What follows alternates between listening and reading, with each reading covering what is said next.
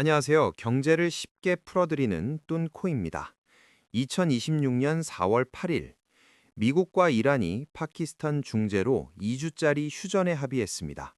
하지만 4월 12일, 이슬라마바드에서 21시간을 이어간 협상이 결국 결렬됐어요. 그리고 4월 22일, 이번 주 수요일, 휴전이 만료됩니다. 완전한 종전이 되느냐, 아니면 다시 전면전으로 돌아가느냐, 지금 시장은 역사상 가장 긴장된 숨을 고르는 중입니다. 오늘 이 거대한 이벤트가 어떤 산업 지도를 어떻게 다시 그리고 있는지 위에서부터 아래까지 한 장으로 보여드리겠습니다. 먼저 큰 그림부터 봅시다. 이번 전쟁의 핵심 쟁점은 세 가지예요. 첫째, 이란의 핵 프로그램. 둘째, 호르무즈 해협의 통행 여부. 셋째, 미사일과 무장단체 지원 문제. 이 세 가지가 전 세계 자산 시장을 동시에 움직입니다. 가장 먼저 반응한 건 원유입니다. 브렌트유는 전쟁 직전 72달러였어요. 그런데 전쟁이 격화되면서 한때 120달러까지 치솟았습니다. 60% 넘게 폭등한 겁니다. 그리고 지금 2026년 4월 중순 기준 약 94달러 근처에서 움직이고 있어요. 왜 이렇게 출렁일까요? 호르무즈 해협 때문입니다. 전 세계 원유의 약 20%가 이 좁은 해협을 지나갑니다.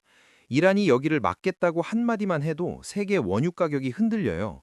국제에너지기구 IEA의 수장이 이번 사태를 역사상 최대의 글로벌 에너지 안보 위기라고 표현할 정도입니다. 자, 그럼 이 판이 어떤 산업에게 기회가 될까요? 네 가지 축으로 정리해 드릴게요. 첫 번째 축, 방위 산업입니다. 미국에서는 로키드 마틴, 노스롭 그루먼 같은 대형 방산주가 전쟁 내내 강세를 보였어요. 한국도 마찬가지입니다.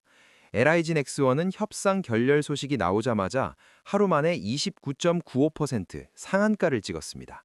한화 에어로스페이스도 시가총액이 61.6천억 원에서 68.8천억 원으로 11.7% 늘었어요. 특히 주목할 데이터, UAE에 배치된 한국산 요격미사일 천궁2, 이란의 미사일과 드론 공격 약 60발 중에서 29발을 격추하며 요격 성공률 96%를 기록했습니다. 이건 단순한 수치가 아니에요. 앞으로 중동 전체가 한국 방공무기를 주목하게 만든 실전 증명이었습니다. 두 번째 축, 에너지입니다. 원유 가격 상승은 미국의 셰일 기업 그리고 중동 국영 에너지 기업에 직접 수혜가 됩니다. 한국에서는 정유 석유화학주 그리고 LNG 인프라 관련주가 재조명됩니다. 중요한 포인트 하나, 에너지 테마는 전쟁이 길어지면 수혜입니다. 반대로 전쟁이 빠르게 끝나면 유가가 빠지면서 수혜폭이 줄어들 수 있어요. 즉 방산과 에너지는 같은 편이 아닙니다. 장기 긴장 시나리오에서 동반 상승하지만 빠른 종전 시나리오에선 방산은 남고 에너지는 식습니다. 이걸 알고 접근해야 합니다. 세 번째 축, 재건 산업입니다. 이게 제가 오늘 가장 강조하고 싶은 부분이에요. 중동 에너지 인프라 복구 비용은 최소 250억 달러, 한국 돈 37조 원으로 추산됩니다. 한국 기업이 이중 반만 따내도 약 18조 원의 수주가 생기는 거예요.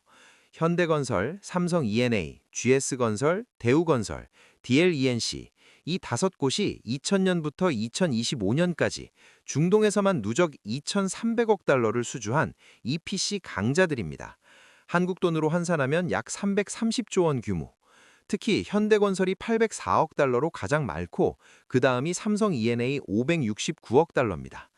이미 지은 설비를 다시 짓는 구조기 때문에 단순 신규 진출보다 사업 가시성이 훨씬 높아요. 설계도가 있고 현지 협력사 네트워크가 남아 있어요. 이게 중국이나 인도 건설사가 따라올 수 없는 한국만의 혜자입니다. 네 번째 축, 해운과 물류. 호르무즈 해협이 다시 열린다면 그동안 밀렸던 원유와 화물이 한꺼번에 움직이게 돼요. 탱커선 운임과 그리고 컨테이너 선사들이 종전 트레이드의 핵심 수혜로 거론되는 이유가 바로 여기에 있습니다. 그런데 여기서 뚠코가 꼭 짚어드려야 할 부분이 있습니다. 재건 수혜라는 장밋빛 전망 뒤에는 반드시 확인해야 할 숫자가 있어요. 바로 미수금입니다. 한국 건설사들이 중동에서 과거 받지 못한 미수금이 7,300억 원이라는 보도가 있었습니다. 전쟁과 제재로 인한 공기 지연, 그 과정에서 생긴 손실, 이런 것들이 바로 회수되지 않습니다. 즉 수주 실적이 늘어나는 것과 실제 현금이 들어오는 건 다른 문제라는 뜻이에요. 투자자가 봐야 할 건 수주 잔고가 아니라 현금 흐름과 매출 채권 회수 기간입니다. 또 하나, 유가가 계속 높게 유지되면 이번엔 한국 같은 에너지 수입국의 경제 성장이 꺾여요. 물가가 오르고 금리 인하가 늦어지고 결국 내수 기업의 실적에 부담이 되죠. 즉, 같은 이벤트가 어떤 기업엔 훈풍이지만 어떤 기업엔 역풍입니다. 이걸 갈라서 보는 눈, 그게 오늘 이 영상의 핵심입니다. 마지막으로 구체적인 체크리스트를 드릴게요. 종목 추천은 안 합니다. 대신 앞으로 며칠 동안 여러분이 반드시 체크해야 할 4가지 포인트입니다. 첫째, 4월 22일 휴전 만료일의 뉴스. 연장되느냐, 결렬되느냐에 따라 방산주와 원유가 정반대로 움직입니다. 둘째, 브렌트 원유 가격. 94달러를 중심으로 100달러를 넘으면 위험 프리미엄 재확대로 해석되고 85달러 아래로 떨어지면 종전 기대감 반영으로 해석됩니다. 셋째, 호르무즈 해협 통항 데이터. 통항 선박수가 정상화되기 시작하면 이게 재건 해운 랠리의 진짜 신호입니다. 넷째, 한국 건설사들의 중동 수주 공시. 단순 양해각서, MOU 말고 본계약 공시를 기다리세요. MOU와 본계약 사이에는 보통 6개월에서 1년의 간격이 있고 실제 실적은 본계약부터 잡힙니다. 이 4가지 체크리스트가 뉴스에 휘둘리지 않고 산업의 본질을 보게 해주는 나침반이 될 겁니다. 오늘 이야기 어떠셨나요? 전쟁의 끝은 단순한 평화의 시작이 아닙니다. 새로운 산업 지도가 그려지는 순간이에요. 무기를 만드는 산업, 무너진 것을 다시 세우는 산업, 그리고 막혔던 길을 다시 뚫는 산업. 이 3가지가 동시에 움직이면 한국 시장에서도 방산, 건설, 해운이 함께 거론되는 이유가 바로 여기에 있습니다. 다음 영상에서는 위기에서 기회를 본 부자들의 사고법으로 찾아오겠습니다.